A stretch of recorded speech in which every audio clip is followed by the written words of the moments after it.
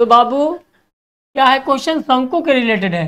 तो सबसे पहला काम है हम लोगों को कि एक शंकु का पहले निर्माण कर ले। जैसे शंकु का निर्माण करेंगे सबसे पहले पता कर लेंगे कि उसमें बेस कौन है, ऊंचाई कौन है, तिर्यक ऊंचाई कौन है। तो सबसे पहले हम ऊंचाई को जानेंगे और बेस को जानेंगे। ये बेस यानी आधार हो गया।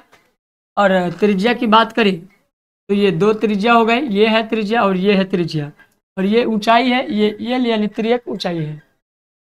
तो सबसे पहले हमें आकृति में ये मालूम होना जरूरी है। एल को बोलते हैं तिर्यक ऊंचाई। क्या बोलते हैं बाबू?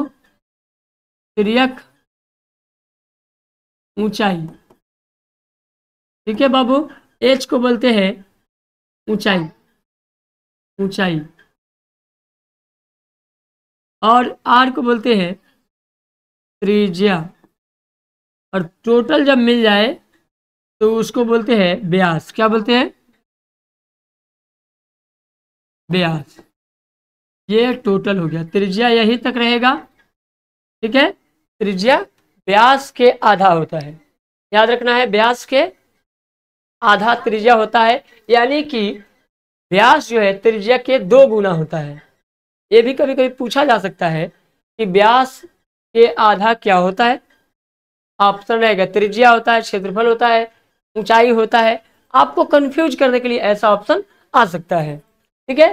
तो आपको ये बात का पहले ख्याल रखना है। अब दूसरा नंबर बात जानेंगे कि इसमें आपके क्वेश्चन में क्या क्या दिया हुआ है, ये बताइए। ऊंचाई कितना दिया हुआ है? 14। 3 है या 14 है? चलिए 3 मीटर की सेंटीमीटर, चलिए मीटर। और त्रिज्या कितना है? यानी कि त्रिज्या नहीं दिया है, 14 व्यास दिया हुआ है। तो अभी ना हम लोग पढ़ रहे थे कि इसके आधा त्रिज्या होता है, आधा। चलिए हम यहाँ पे लिखते चलते हैं। सबसे पहले लिखेंगे व्यास। व्यास बराबर है 14 मीटर, यानी व्यास को डी बोलते हैं। क्या बोलते हैं बाबू?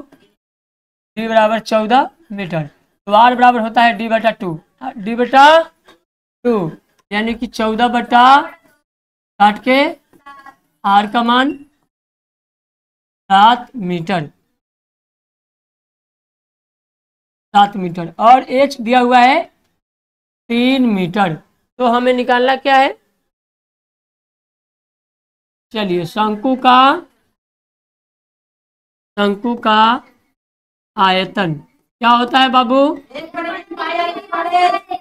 चलिए 1/3 पाई आर स्क्वायर एच। अब देखिए बाबू 1/3 के 3 रहेगा, पाई का मान 22/7, आर का मान 7 मीटर गुना 7 मीटर और गुना एच का मान 3 मीटर। चलिए अब ये 7 से 7 कट जाएगा, क्या बचेगा? 3 से 3 भी कट जाएगा। चलिए अब बच क्या गया?